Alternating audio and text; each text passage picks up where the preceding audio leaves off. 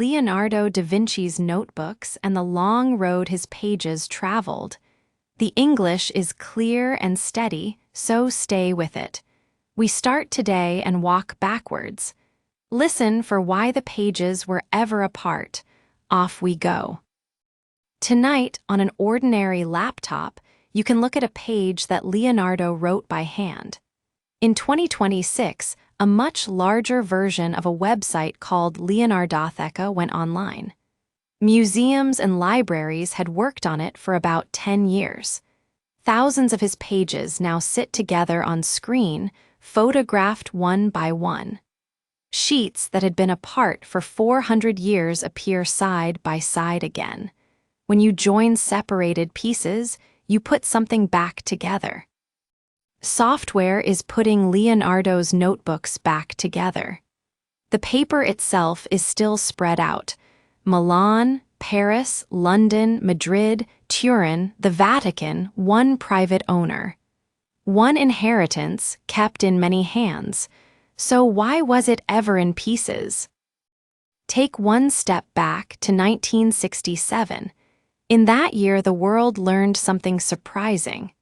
Two of Leonardo's handwritten books, manuscripts we call them, had been sitting on the shelves of a national library under numbers that did not match.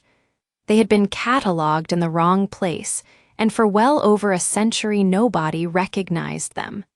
Then they were found, and their existence was announced. Nothing dramatic had happened. A shelf number, once written down, is rarely questioned. But if two manuscripts could wait that long to be recognized, what had happened in the centuries before? Now go further back to the late 19th century. The pages about machines and about water had waited a very long time for a printer. Only then did printed editions of those notes begin to appear.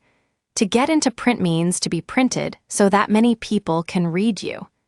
Those notes took centuries to get into print, and as far as we know, which means from what we can see, though we may be wrong, they left very little trace in the science of their own time.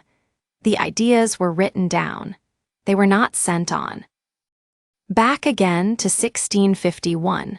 In Paris, a book about painting was printed under Leonardo's name. The road to it was long. The words were his, notes on painting, written across many years. After his death, his pupil gathered those notes into one handwritten manuscript. Artists then copied that material out by hand and passed it around. To copy something out means to write it again by hand, to make your own copy.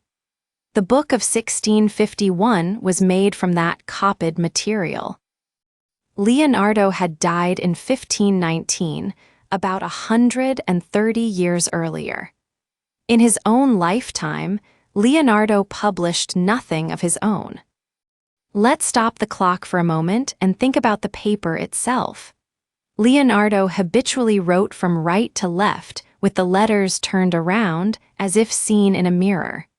Not always, though. When a text was meant for someone else, he wrote in the ordinary direction. People often say he wrote backwards to keep his ideas secret. That story is popular, but it does not quite hold up. If an explanation does not hold up, it falls apart as soon as you examine it. He was left-handed, and moving leftwards kept his hand out of the wet ink. That may be the whole answer. Now let's start the clock again. A short language break, 4 phrases so far. Put something back together. Software is putting his scattered pages back together. Get into print. His notes on machines took centuries to get into print. As far as we know, use it when you are not certain. As far as we know, those pages changed very little at the time. And hold up. A story that does not hold up is one the evidence will not support. Careful English like that is worth borrowing. Now, back to our journey. Back we go once more to the 1580s. A sculptor named Pompeo Leoni gathered up most of the surviving papers. Then he took the notebooks apart. To take something apart is to separate it into its pieces, the opposite of putting it back together. He cut sheets out, pasted them onto large album pages, and built two great volumes, one of technical pages, one of drawings. That work probably saved a great deal of paper from being lost. It also cost something. Much of the original order was lost, and nobody can now be certain which page once followed which. The two albums then went their separate ways. The technical album was given to a library in Milan in the 1630s. The album of drawings reached a collector in England, and by about 1690 it is recorded in a royal collection. Step back one last time to about 1570. Leonardo's pupil had kept the papers for some 50 years. When he died, they passed to a relative who took little interest in them. They went into trunks and into the space under the roof. Word got around that nobody was looking after them, and dealers and collectors came to the house. Sheets were sold. Sheets were given away. When things that belong together slowly separate, they drift apart. This collection was not destroyed. It drifted apart. Scholars estimate that somewhere between a fifth and a half of his paper still exists, and even that is an estimate. And so we arrive at the beginning, the spring of 1519 in France at Amboise. In April of that year, Leonardo signed a will. He died in May. To leave something to someone means to give it to them after your death, usually in writing. In that will he left his books, his manuscripts, his drawings, and his tools to one man, his pupil, Francesco Melzi. Melzi carried them back to Italy and kept them at the family house near Milan. The papers were together in one place in one pair of hands. Not one page of the science had been printed. That is where our journey backwards ends, a room full of paper and no printer. Second language break, the other four phrases. Copy something out. Artists copied his notes out by hand, page after page. Take something apart. Leonie took the notebooks apart with a knife and a pot of paste. Drift apart. Sheets were sold, and what was left drifted apart. Leave something to someone. He left his books, drawings, and instruments to Melzi. 4 more phrases for your own notebook. Here is the thought I want to leave with you, and it is a question rather than an answer. One man, 2 kinds of paper, 2 very different roads. The notes on machines and on the human body hardly moved for centuries.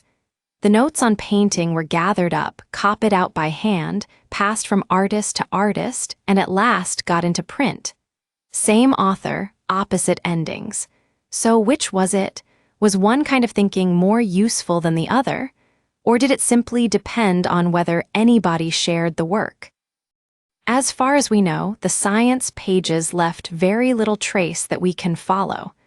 Writing something down, it seems, is not the same as sending it. And one last thing.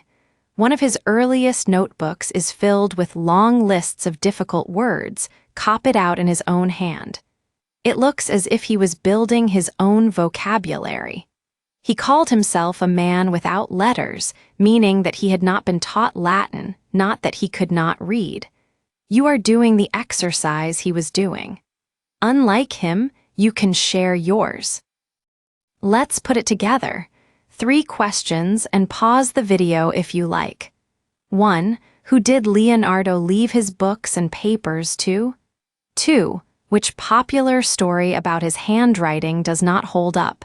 3. Why did 2 manuscripts sit unrecognized for well over a century? And remember the shape of it. The notebooks taken apart in the 1580s. Nothing in print in his lifetime. A book on painting in 1651, the science far later, and the pages being put back together in our own time. That is the journey from a screen tonight back to a will in 1519. For your English, do it in this order. Listen once more with the subtitles off and let your ears do the work. Then listen again, reading along, and catch the 8 phrases as they pass. Say each one out loud once in a sentence about your own week. Saying them is what makes them stick. Another episode is already waiting for you. Subscribe and it will find you. Until then, write things down and then send them on.